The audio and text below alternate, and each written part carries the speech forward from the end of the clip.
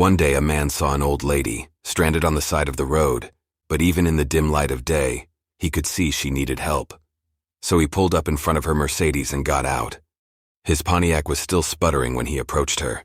Even with the smile on his face, she was worried. No one had stopped to help for the last hour or so. Was he going to hurt her?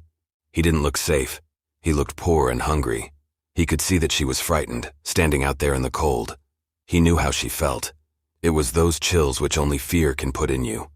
He said, "I'm here to help you, ma'am. Why don't you wait in the car where it's warm? By the way, my name is Bryan Anderson." Well, all she had was a flat tire, but for an old lady that was bad enough. Bryan crawled under the car looking for a place to put the jack, skinning his knuckles a time or two. Soon he was able to change the tire, but he had to get dirty and his hands hurt. As he was tightening up the lug nuts, she rolled down the window and began to talk to him.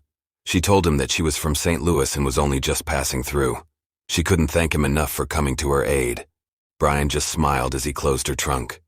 The lady asked how much she owed him. Any amount would have been all right with her. She already imagined all the awful things that could have happened had he not stopped. Bryan never thought twice about being paid. This was not a job to him. This was helping someone in need, and God knows there were plenty who had given him a hand in the past. He had lived his whole life that way, and it never occurred to him to act any other way.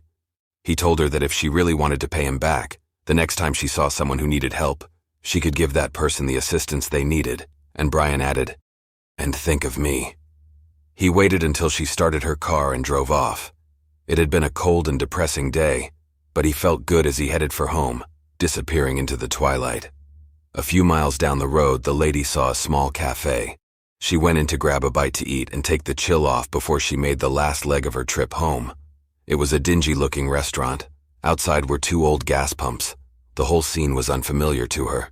The waitress came over and brought a clean towel to wipe her wet hair.